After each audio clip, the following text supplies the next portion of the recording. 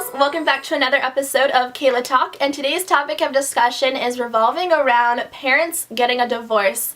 This happens to be a pretty personal topic for me just because I've had to deal with this whole situation ever since I was 3 years old, and I was a little child back then, so it's kind of, I don't know, I've had to deal with it pretty much like my whole life. Like I said, I was 3 years old, my brother at the time was 5, so we were both way too young to even understand what a divorce meant, other than the fact that our parents were no longer going to be living in the same household, you know? I just want you guys to know that it's not your fault. It's never really the kid's fault. I feel like you want to blame yourself. I know when I was younger, I was too little to really understand, but I always had those questions, you know, like, why did mommy move out? Now that I'm older, I fully understand that, and I want you guys to know that you have to understand that your parents, A, might not be happy with the living arrangement and their relationship and everything that's going on, so you cannot blame yourself for that reason. It might be really hard to accept the fact that your parents are no longer going to be married, but you have to learn to live with it to make your life a little bit easier. You know, you don't want to have that stress and that big emotional ball on your shoulder, if that even makes sense,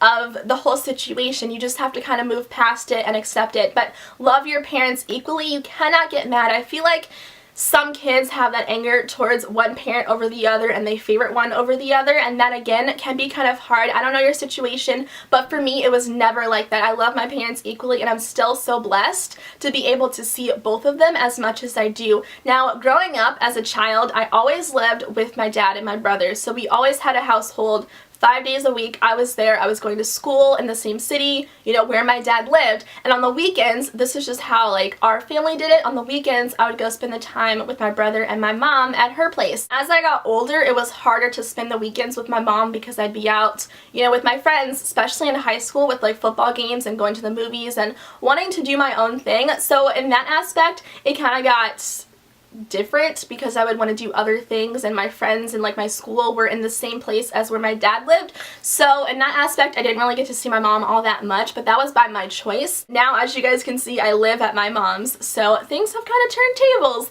which is kind of funny how things, you know, tend to work out. But I feel like the living arrangement can vary from household to household, and it's something that you have to get used to, and maybe you can work out with your parents how you feel you want to go about things, because they're both your parents. They're always going to be your parents. That's just my own view on things. I don't think it's a bad thing at all that I had to live through it. It's my life. It's all I knew. Like I said, if I had to go back, I wouldn't go back because my parents were no longer in love, and now they're both happily remarried, and I have, you know, 2 sets of parents. I have 8 grandparents. I have a huge family now, and that's something that I really enjoy. I love that. So that's my life. I opened up a lot to you guys in this episode today, so I hope this was a little bit more comforting if you have to deal with divorce pretty soon, or you had to deal with it in the past and you never got to cope with it. Then hopefully this kind of gave you some sense of mind. So I will see you guys in next week's episode. Make sure to subscribe for more, and I'll see you guys later. Bye!